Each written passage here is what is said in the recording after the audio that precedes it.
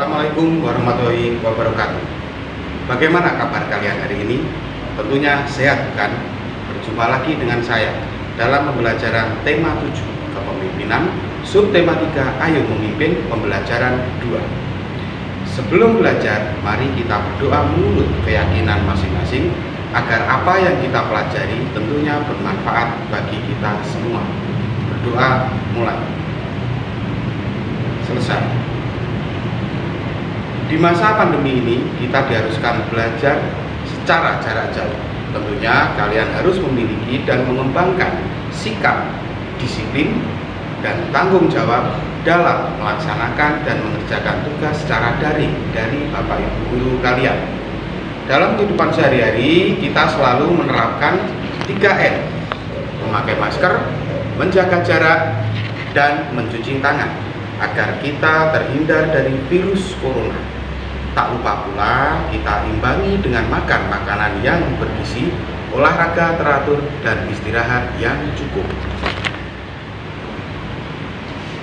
Tujuan pembelajaran hari ini yaitu 1. Melalui kegiatan mengamati, siswa mampu mengidentifikasi jenis-jenis patung dengan benar. 2. Melalui penugasan, siswa mampu menyebutkan ciri patung, jenis patung, serta bahan dan teknik pembuatan patung dengan benar. 3. Melalui penugasan, siswa dapat membuat rencana pembuatan karya patung dengan baik. 4. Melalui kegiatan mengamati, siswa mampu menjelaskan hubungan yang dialami pada masa pubertas dengan kesehatan reproduksi dengan benar. 5. Melalui penugasan, siswa mampu membuat karya yang berisi cara untuk menghadapi masa pubertas dengan baik. Mari anak-anak, kita mulai belajar. Adakah yang tahu siapa Presiden dan Wakil Presiden Indonesia yang pertama? Ya, betul. Insinyur Soekarno dan Dr. Andes Muhammad Hatta. Mari kita lihat gambar patung berikut ini. Dari patung tersebut tentunya kalian bertanya-tanya, dari apa patung ini dibuat dan bagaimana caranya? Nah, patung tersebut dibuat dari tanah liat, batu, kayu, ataupun semen. Caranya bagaimana? Setiap bahan yang berbeda, caranya pun juga berbeda. Seperti patung berbahan dasar kayu, maka pembuatannya dengan teknik pahat. Patung dari tanah liat dibuat dengan cara dicetak atau dibentuk. Nah, kalau patung dari semen bisa dengan cara dicetak. Ada juga loh anak-anak patung yang bisa bergerak. Contohnya patung si gali-gali. Untuk lebih jelasnya, mari kita baca bersama-sama bacaan yang berjudul Patung si gali-gali yang dapat menari. Patung si gali-gali yang dapat menari. Pada zaman dahulu, kerajaan di Samosir dipimpin oleh Raja Rahat. Dia memiliki anak sematawayang bernama Manggale. Suatu saat, Raja Rahat meminta anaknya untuk berperang melawan musuh di perbatasan. Manggale pun pergi berperang, tetapi dia tidak pernah kembali. Dia meninggal, jasadnya tidak pernah ditemukan. Raja Rahat pun sedih hingga jatuh sakit. Masyarakat setempat ingin menghibur raja. Mereka membuat sebuah patung yang menyerupai Manggale dan menamainya si Gale-Gale. Gale dalam bahasa Batak Toba artinya lemas. Pada waktu itu, dukun di sana juga ikut membantu memanggil roh Manggale agar masuk ke dalam patung tersebut, sehingga patung si Gale-Gale dapat bergerak sendiri seperti orang yang sedang menari. Patung si Gale-Gale sampai saat ini masih dapat kita jumpai ketika berkunjung ke Tomo, Pulau Samosir. Hanya saja, dalam pertunjukan tersebut, patung si Gale-Gale sudah tidak dimasuki roh lagi. Patung ini dapat bergerak-gerak karena digerakkan dengan penggerak mekanis. Nah, dari bacaan tadi kita bisa menambah wawasan tentang patung. Jadi, patung tidak hanya barang yang diam saja. Ternyata ada patung yang bergerak.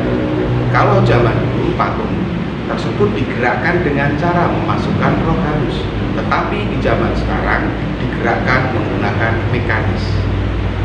Setelah menyimak penjelasan tadi dan membaca bacaan, tentunya kalian pernah lihat patung secara nyata. Nah, dari patung yang kamu lihat tadi, tulislah ciri-ciri patung, jenis patung, bahan pembuat, dan cara membuat patung tersebut. Silahkan ditulis pada buku kalian masing-masing. Dan jangan lupa setelah selesai berikan hasil pekerjaanmu kepada orang tua agar bisa dikoreksi oleh orang tua kalian. Setelah selesai tugasmu tadi, silahkan kalian membuat patung dari bahan lunak yang ada di sekitar. Anak-anak, patung siapa ini tadi? Ya, betul. Patung Insinyur Soekarno dan Muhammad Hatta. Nah, Insinyur Soekarno lahir pada tahun 1901. Sejak kecil ia pandai. Ketika dewasa ia sangat mencintai bangsa Indonesia dan ikut berjuang melawan penjajah.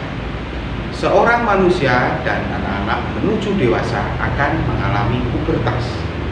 Nah, saat masa pubertas ini akan mengalami beberapa ciri tertentu. Untuk lebih jelasnya, kita simak bacaan berikut yang berjudul Perubahan pada Masa Pubertas.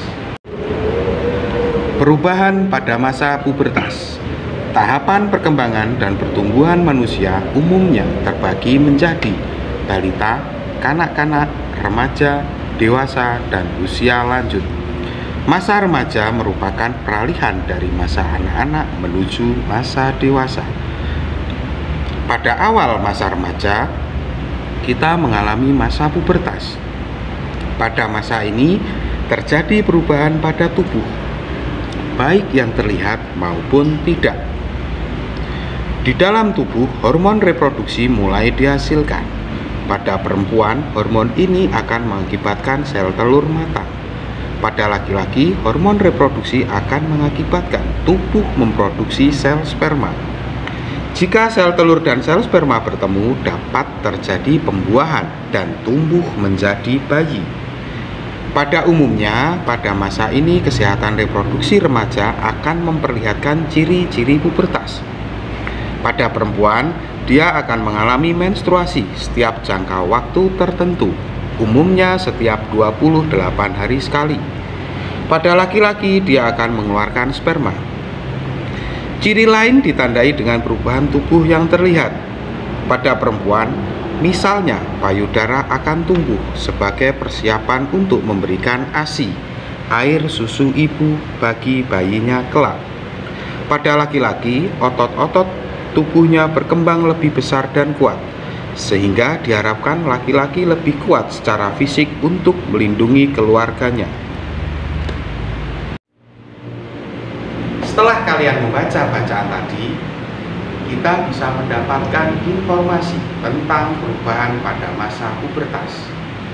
Ketika mengalami pubertas, maka kita harus mengetahui cara menghadapi masa pubertas agar kita tetap bisa menjaga kesehatan dan menjaga sikap dalam masa pubertas, sehingga kita bisa tetap melakukan hal-hal yang positif.